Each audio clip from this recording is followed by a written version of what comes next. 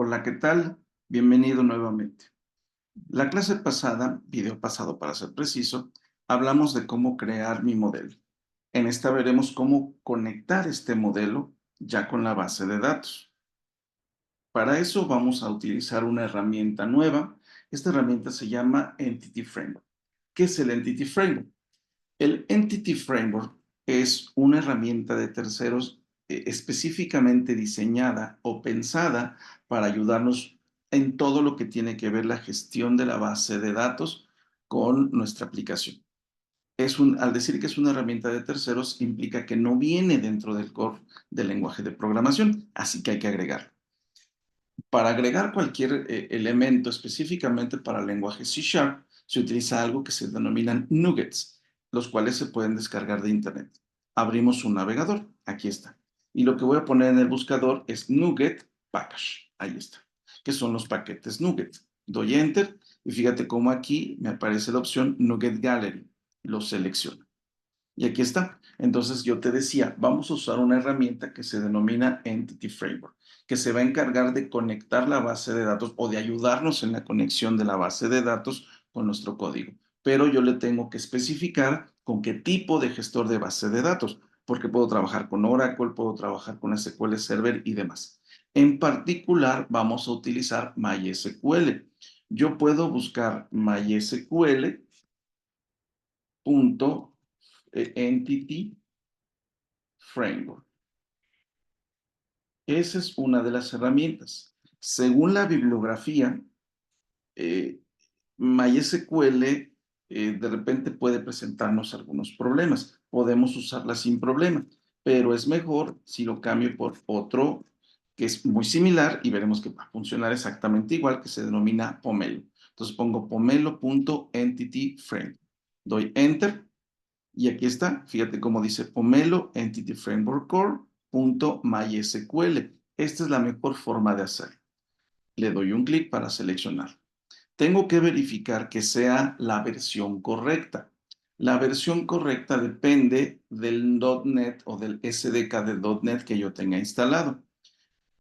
Me regreso a mi terminal. Si yo ya sé qué versión, pues no tengo que hacer lo que voy a hacer en un momento. Pero si tienes dudas de qué versión de .NET tienes instalado, escribes .NET espacio menos menos versión.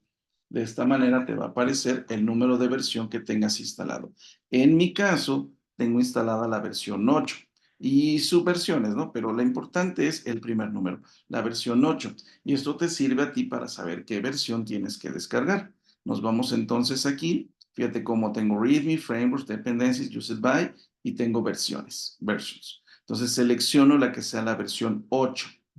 Fíjate cómo aquí, al momento de hacer esto, hay una versión 9, pero aquí selecciono la versión 8. Ya está, versión 8. Y entonces aquí en la sección donde dice NetCli, copias esto, presionando acá, y lo pegamos en la terminal. Lo que va a ocurrir entonces es que va a descargar todas las herramientas para realizar la gestión, para que nos ayude.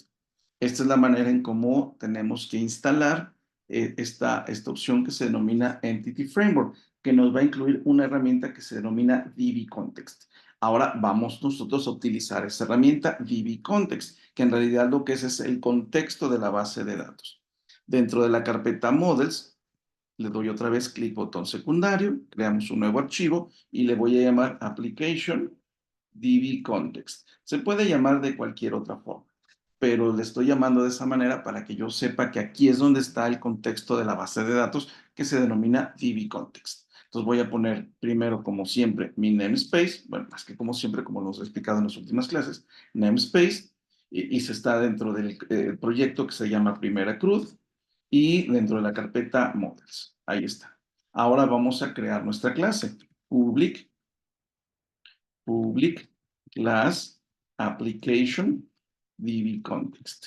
Pero para que realmente funcione, este contexto, este DB context, tiene que heredar del DB context formal y ese DB context viene o existe DB Context, ahí está, dentro de Entity Framework, que fue justamente lo que descargamos hace un momento. Fíjate cómo al yo poner DB Context y seleccionarlo, me agrega en la parte superior el using Microsoft.Entity Framework Core.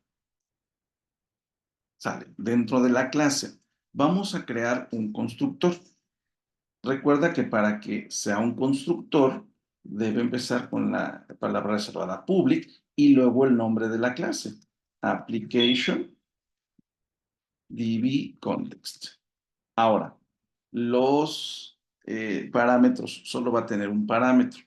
Lo que vamos a colocar es DB Context o DB Context Options. Options.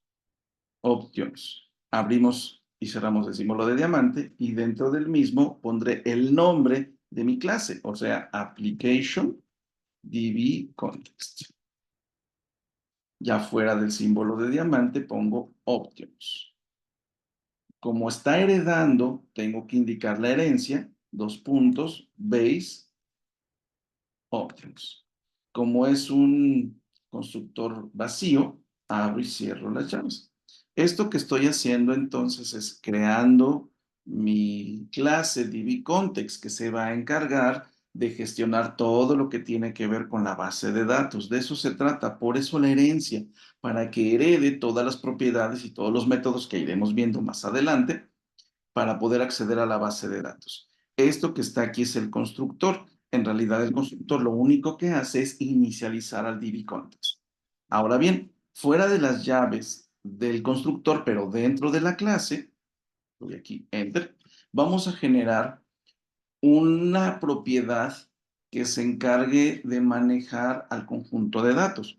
Puedo poner prop otra vez, como lo hicimos antes, y en este caso el tipo de dato va a ser un tipo de dato dbset.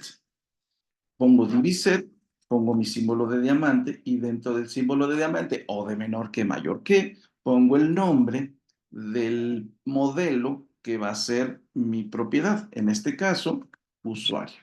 Porque usuario es el modelo que representa la base de datos.